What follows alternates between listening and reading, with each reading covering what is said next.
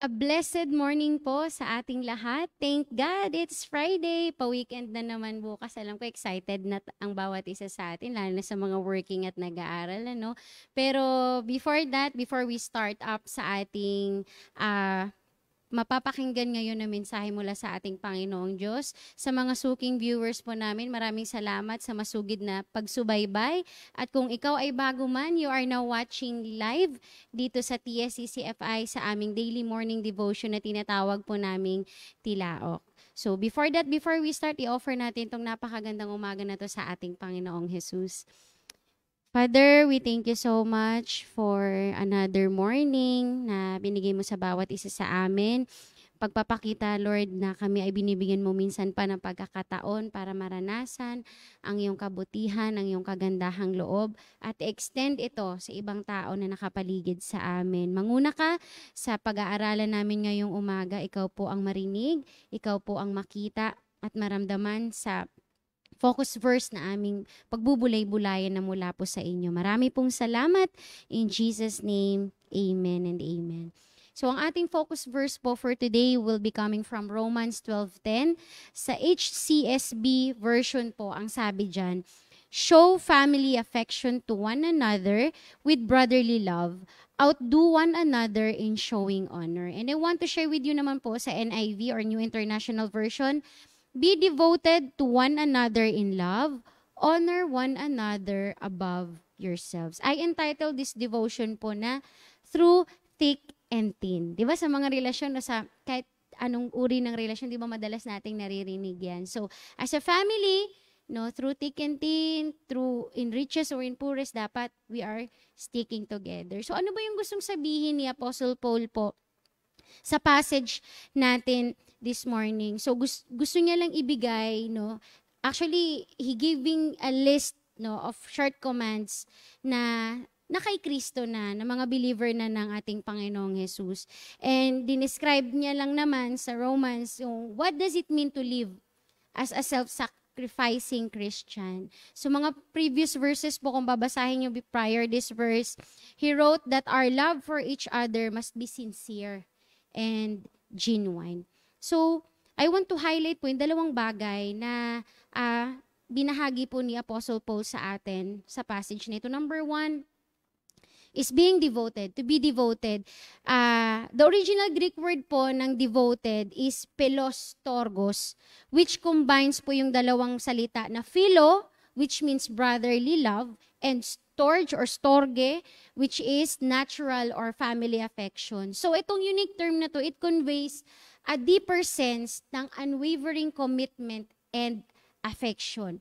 So kagaya ng love o pag-ibig na ibinabahagi between close family members, ganun po siya. So by using this word, ini-encourage ni Apostle Paul ang mga believers na mag-create ng community kung saan ang pag-ibig at suportahan sa isa't isa, hindi lang sa time na kailangan, kundi maging foundation yon ng relationship between one another. As he wrote, this kind of love po, no, is like a devotion to a sibling, sa kapatiran. So, gusto niyang sabihin sa atin ngayon that we must love each other with brotherly affection. Na walang halong kahit na ano paman, kundi pure and genuine, kagaya nga ng sabi kanina. So, being devoted is to be committed. Sa pamilya man sa laman o sa espiritu, in the household of faith, no, we should be devoted and committed to each other. Kasi ang ibig sabihin din ng being devoted is to act selflessly. Sabihin mo sa katabi mo, may katabi ka, wag kang selfish. Ayan. So sabi dyan, sa mga na kay Kristo na, talagang tayo ay brothers and sisters in Christ. Bakit? Kasi inadapt tayo ng Diyos bilang kanyang mga anak, welcoming into His family. At itong family na to na sinasabi, ay ito yung mga tao na nakakakilala na sa Panginoong Diyos bilang kanilang nag-iisang Ama. So as brothers and sisters, of course, no, we don't always get along with each other kasi magkakaiba tayo ng ugali, ng gusto, like most families are experiencing po. But however, I want to emphasize that they share a loyalty and sense of belonging that surpassed most normal friendship. Kasi alam mo, kahit gaano ka kapasaway, kahit gaano ka karebelde, kanino ang huli pa rin bagsak mo at binabalik-balikan mo? Di ba yung pamilya mo? So, ganun po ang bond pag sinabing family. At lalo na how much more no, pagdating sa family natin sa Panginoong Diyos. Pangalawang sinabi ni Paul is honor one another.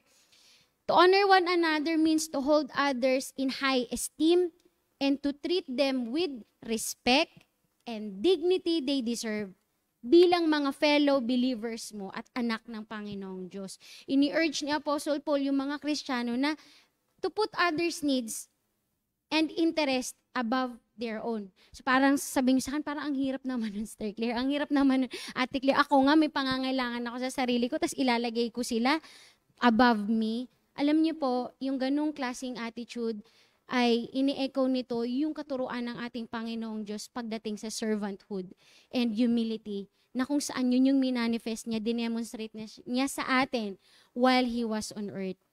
So, kasi bakit nga ba? Kasi when we honor others above ourselves, we are not doing it so from a place of weakness, but rather from the strength that comes from knowing that everyone, we are useful, we are wanted, and unique individuals in the family of God. And itong instruction na to, taken together, para i-encourage tayong lahat, kung kanina para mag-create tayo ng community na nagmamahalan, ito naman nagre-respetuhan sa isa't isa at selfless, no? Selfless sa isa't isa. So, yung Romans 12:10, gusto lang nitong i-discuss yung importansya that we should live in harmony, overcoming evil with good, at i-demonstrate yung genuine compassion sa isa't isa. So, dito, nire-reinforce sa atin yung importance na manurture yung Christ-centered community bound together by selfless love and mutual respect. At kapag itong communal love na to nagre-reflect, ang nire-reflect nito ay ang pag-ibig ng Panginoong Diyos, at it serves a powerful testimony sa buong mundo at sa mga taong nakapaligid sa atin. Whom we should honor each other regardless kung anong status niyan, kung anong posisyon niyan sa buhay, or any other factor man dito sa mundo. Bakit? Kasi we are all precious children of God na ating nag-iisang Ama. Tandaan niyo po, iisang dugo lang yung nananalaytay sa atin na dumaloy at tinubos tayo, no, sa ating mga kasalanan. Walang iba kundi ang ating Panginoong Hesukristo. Siguro, kaya mo bang saktan yung sarili mong laman? Di ba hindi po dapat? Kagaya din sa pamilya, biological family. Though we are different, we are unique to each other. Hindi yun dapat maging dahilan para hindi tayo magkaroon ng pakialam sa isa't isa. So, itong image po ng God's family is what we should portray sa mundo na united, loving, caring, and devoted to one another. Hindi yung may pinagdadaanan na pala ang isa, wala ka man ng kaalam-alam kasi insensitive ka. At hindi kayo nag-uusap.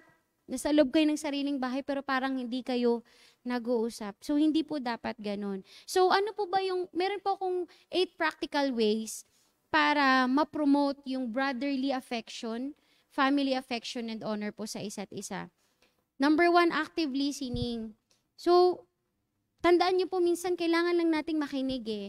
Minsan tumahimik naman tayo naman yung makinig sa thoughts and feelings ng kapamilya natin. No? Magkaroon tayo ng conscious effort na truly listen, to hear and understand, to empathize with them. Kasi by that, we are demonstrating devotion at binavalue natin yung perspective na meron sila at ina-acknowledge natin yung emotion nila. Pangalawa, speaking of emotion, is emotional support.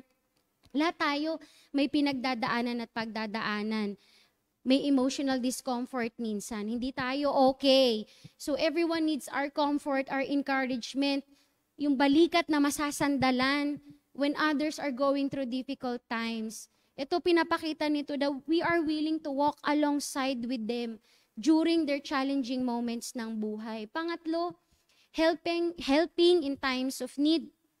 So, kung meron mang dapat unang-unang tutulong, no, dapat kapamilya, kapuso o ka-faithmilya, no? Yung sarili mong kadugo, sarili mong kalaman, dapat yun yung unang nagtutulungan, hindi yung ibang tao pa yung tutulong, kundi within the inner circle po. Look for opportunities kung paano mo maaasistahan yung pamilya mo, yung kapwa mo mananampalataya. Lalo na kung dumadaan talaga sa matitinding pangangailangan sa buhay. This shows servanthood. This shows servanthood po mga kapatid. And pang-apat, celebrate achievements. You can honor your family or your household of faith by honoring them through acknowledging and rejoicing with them sa kanilang small wins or big wins, sa kanilang successes sa buhay.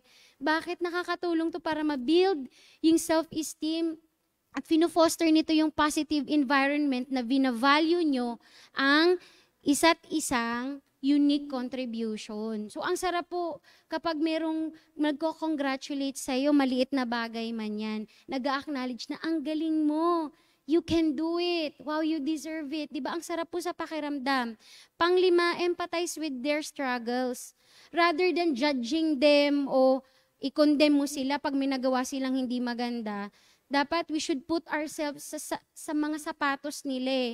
Maintindihan natin at we should be compassionate with them kasi lahat tayo talagang nagkakamali naman and we are a work in progress. And on this way, we are honoring them na binavalidate natin yung mga experiences na nararanasan nila sa buhay. Pang-anim po, encourage spiritual growth. We should share our faith journey sa iba, lalo na po sa mga bago pa lang, lalo na po kung kapamilya mo mismo na bago pa lang sa Panginoong Diyos. Ikaw dapat yung number 1 na nag-i-encourage sa kanila para mapalalim yung relasyon nila sa ating Panginoong Diyos. And by that, you are demonstrating and nurturing spiritual well-being and growth and development ng kapamilya mo. Pang-pito po, practice forgiveness. Everyone deserves forgiveness. Kung si Lord nga, ilang beses tayo pinatawag, 'di ba? Sino pa tayo? Kapag may mga conflict na sa pamilya, di naman naiwasan na laging may conflict. At kapag yun ay nangyari, be quick to forgive and extend grace. Remember na tayo lahat imperfect tayo and we need forgiveness from our Lord Jesus Christ. So this shows as an act of love and humility. Hindi tayo nagpapataasan ng ihi, nagpapataasan ng ere, and it promotes healing and reconciliation po. And lastly, pray for one another. Wala man tayong may offer na ibang bagay, no? Pero wag nating ipagdadamot yung pananalangin sa pamilya natin, sa kapatiran natin. Lift up the needs, concerns, and joys of others in prayer, interceding on their behalf, and seeking God's guidance and blessing for them. It demonstrates love and devotion by entrusting their lives sa ating Panginoong Diyos, sa kalinga ng ating Panginoong Diyos. At itong lahat ng to, itong practical ways na to, pag ipinut natin into practice, may strengthen nito yung relasyon natin sa isa't isa at it can create a positive, loving environment sa ating kapaligiran. And as we embody po yung spirit ng Romans 12:10, hindi lang tayo nag-grow closer sa isa't isa, hindi lang tayo nagiging close, but we also bear witness to the transforming power ng pag-ibig ng ating Panginoong Diyos sa ating buhay. And lives will be changed po and Christ will be glorified kapag ganito po tayo sa isa't isa. And ang prayer focus po natin ngayon, sabi dyan, prayers to promote generosity in praising and appreciating each member of the family. Let us all pray po mga kapatid. Father, we thank you so much kasi pinapaalalahanan mo kami na kami ay miyembro o parte ng isang katawan, which we called family, the household of faith. And meron din kaming kinabibilangan na sarili naming pamilya sa laman, na wag naming kalilimutan na kung meron man kaming unang-unang i-devote yung aming sarili, i-commit yung aming sarili, magiging selfless kami at i-honor namin walang iba kundi itong grupo ng family na meron kami. Dahil through thick and thin, hindi dapat namin ito iwanan, hindi dapat namin ito pabayaan o talikuran, but we should be devoted and honor them sa aming mga buhay. Salamat po kasi sila yung binigay mo sa amin. They are a gift from you, Jesus, and salamat sa pagpapaalala mo through Apostle Paul na talagang i-promote namin yung generosity sa bawat miyembro ng pamilya na kung minsan man hindi nagkakasundo o hindi nagkakaintindihan, still, kung ikaw yung sentro, madali po kaming magpatawad, madali po kaming magbigay ng payo at patuloy na nandun kami na always ready to help, ready to encourage, ready to comfort each other. Hindi namin i-condemn ang isa't isa, but bagos, lalo namin itutulak para mas mapalapit sa iyo at mapalalim yung pag-ibig sa iyo.